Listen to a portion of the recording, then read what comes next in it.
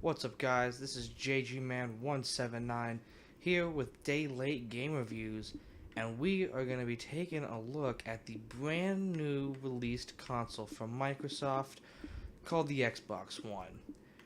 This is very early in the morning. I got mine at midnight because I'm just like that, and so I'm a little tired, and it's a little quiet because people around me are trying to sleep. Anyway, this video is called First Impressions of the Xbox One. I'm going to just go over a general amount of things in a relatively short amount of time. There will be videos later delving deeper into each of the things here. I know there's been a lot of videos from Microsoft, but sometimes you can't trust what the actual people making it are doing because they might do tricks. All of my videos are what you see here. This is actually my first live commentated video where I will be talking and playing at the same time. Alright, so I do have, starting off, this is the home screen. I have not signed in yet. I have not actually set up what Microsoft calls the walk-in. It's like you walk in the room and it recognizes you. I don't do that because this room is walked in a lot. If you walk in front of the Kinect, it'll see you, pick you up, and you'll be whatever. And that's not really what I want. So I do it where I sign in when I turn it on. It's literally as simple as that, where you click on your guy, you click on there, and bam, it was pretty quick looking there. So I've already done a little bit here. I have some of my apps over here. In general, I guess I'm going to move into the apps section now. Here are the apps. All this runs pretty quick, but there's a relatively small amount of apps actually available right now. You got your popular apps, your new releases, and these little things on the bottom show you more options. So popular apps, these are the apps that are being downloaded now, and you've got all the stuff they said they would be there. A couple of these might not work yet. I haven't clicked on them all, but you do notice everything they said they were going to have is here. And yeah, so we're in the apps. This user code thing, pretty cool. I had a day one achievement, and it had a QR code on it, and it literally, you hold it up to the Kinect and instantly downloaded. No more typing in 25-digit codes. It's a bunch of bollocks. Alright, that's apps. So now I'm going to test the voice functionality. You can tell I'm kind of talking pretty quiet here, and the Kinect actually recognizes pretty low voices. So here's my louder voice. Xbox home. Well, interesting. Xbox go home. You actually have to add the go or stuff like that. It won't actually do it if you just say Xbox home. You have to say go home. It's pretty important. Now I'm going to use a quieter voice to go back to the store. Xbox go to store. Xbox go to store. And there you go. You can use a pretty quiet voice. It's still relatively loud. It's not like super quiet, but I mean whatever. Alright, now we're going to move on to like your profile here. Xbox go to friends. Xbox go to friends. It's not exactly perfect, the voice reading, but it's kind of fun and it's a good novelty. Here you see all my friends. I mean, ignore them. They're not cool people. Please don't do anything to them.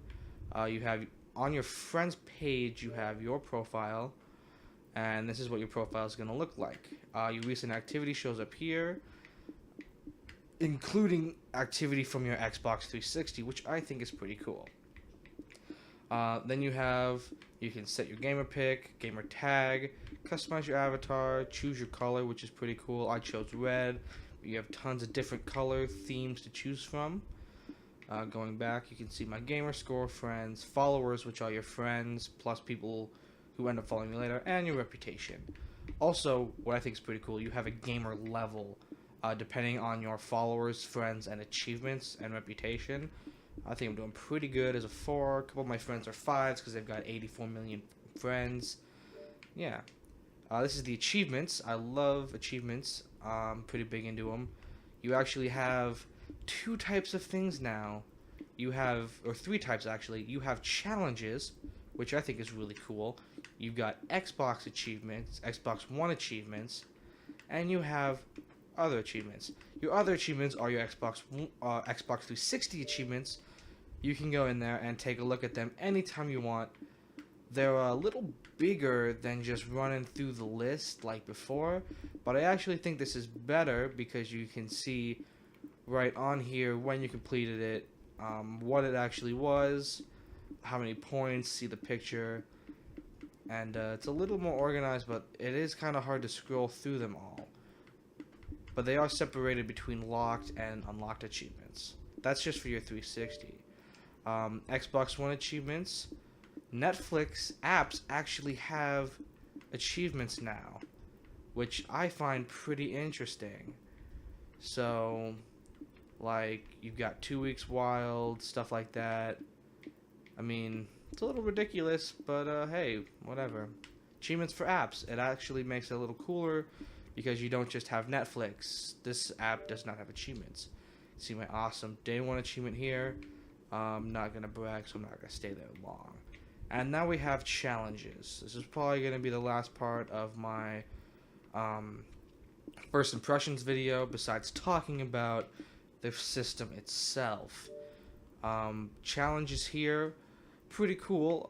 You can look at specific challenges. You'll get a reward. I don't know what the reward is yet because I haven't completed the challenge, but it looks pretty cool. But you get on here and you can look at all the types of challenges you've got. They've got challenges for each type. Each game that's on here tells you how many days you have to complete the challenge, what you need to do to complete the challenge, and if you click on a challenge, it'll show you a little more, and it'll actually allow you to play the game and set it up for that challenge. Yeah, I mean, you got Forza, you've got apps, which I still am a little weird that apps have achievements. But anyway, Xbox Home. You can do that. You can just, I guess the Xbox Home part actually worked this time. Xbox Stop Listening.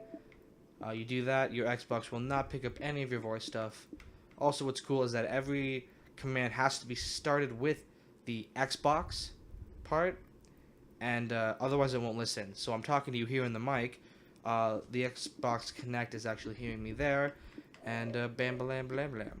Alright, so last thing before I talk about the system itself are the parties, which I think is really cool. I haven't been able to test my theory yet, but I'm believing you can actually have a party with people who are playing Xbox 360.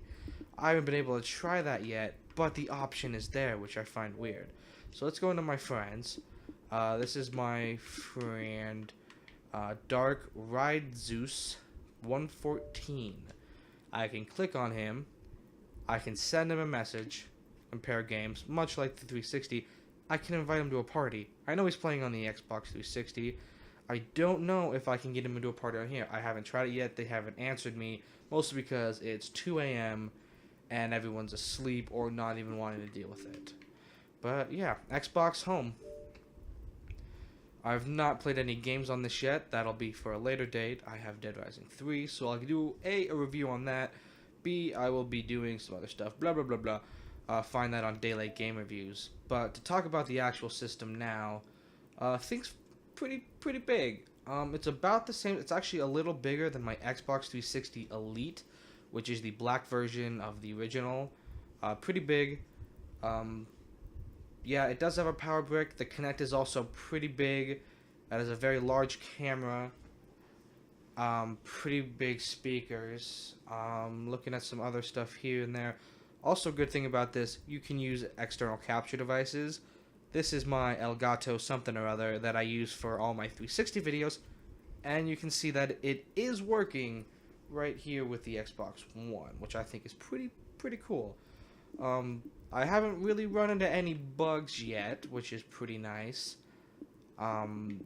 It worked when I got it. The install takes roughly an hour, but it's just to get everything right. the setup actually, the installation of the day one update that Microsoft requires is only about 20 minutes, and then everything else is choosing your settings, calibrating your Kinect, stuff like that. But yeah, I need to go back and talk about the actual system now. Before I go, so I can give you my first impressions. The big thing is that on the Xbox Slim, I think there's just a face button that if you tap it with anything, it'll turn the Xbox on or off. Same thing with the Xbox One. It's literally a flat surface. It's like a touchpad. If you touch that with anything, it'll turn the Xbox on or off, which is kind of annoying, but thankfully, it's not that bad, really. Thankfully, it's not the actual, like, disc tray, so you're not opening discs. And, yeah, I'm still a disc gamer, but every single game you can buy day one, which is pretty cool. However, it's a lot of memory for that, and the Xbox One only has a 500 gig memory space. I gotta wrap this up pretty quick, coming up on time here. Otherwise, other things to say, this bad boy has vents all over the place. So, Microsoft really has seemed to have taken a big concern with getting rid of the thermal stuff, trying not to repeat the Xbox Ring of Death. But, I mean, otherwise, it's all good. Other thing, cable, if you don't actually have a cable box, you can't, like, do the TV stuff they've shown. I have, like, a coax cable you plug into the back of your TV. Can't do that with the Xbox One. You have to have an actual HDMI cord from your cable box plugged into your Xbox One. So, kind of a bummer. Not a huge deal. You got some others. I rarely watch TV anyway. It's all Netflix and Hulu and junk. But, yes. First impression of the Xbox, pretty cool. No problems yet. Things are working great. I've yet to play a game, so you're going to have to look back later. Let's see. Last thing I'm going to do, there's only a few minutes left. I'm going to talk about the controller here. Controller feels really nice. It's about the same. It's a little... Only problem I feel with the controller is it's a little top heavy with the batteries in. Otherwise, everything's good. The D-pad is great. It's actually a click thing. You can see me moving around now. You can move pretty quick with this D-pad. And you can actually really control the directions you want to go now. You don't get these weird, like, in-between things where you... Whatever, on the old system. What are these called? The analog sticks. They're pretty cool, too. They're a bit smaller. Your thumb fits right in the little hole. Also, they're grooved for grip. And, yeah. I mean, triggers are nice. They feel pretty resistant.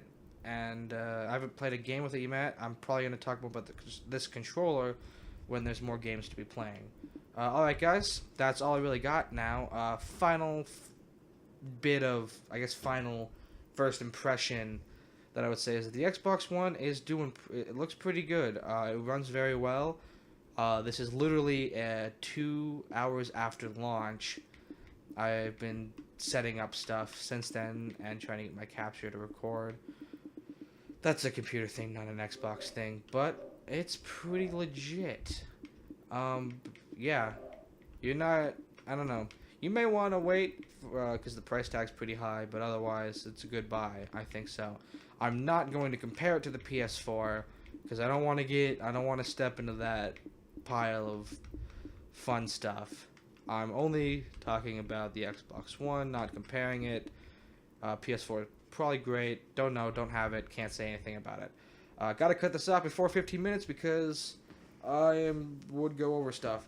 Alright, guys, if you wanted to check out any more videos about the Xbox One, definitely stick around Daylight Game Reviews. If you want some achievement guides, some other videos, and some new Xbox One games, you're gonna have to go to my personal channel, AHJGman179. That's about it. Xbox shut down. That doesn't work. Goodbye.